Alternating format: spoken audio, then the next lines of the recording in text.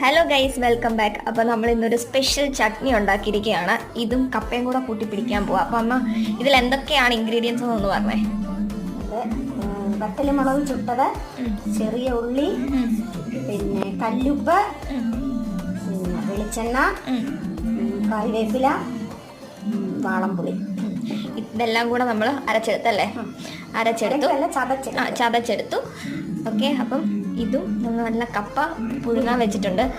അതും കൂടെ കൂട്ടി കഴിക്കുന്നത് നിങ്ങളെ കാണിച്ചു തരാം. ഓക്കെ, നമുക്കിതെടുക്കാം. അപ്പം കപ്പ എടുത്തിട്ടുണ്ട്.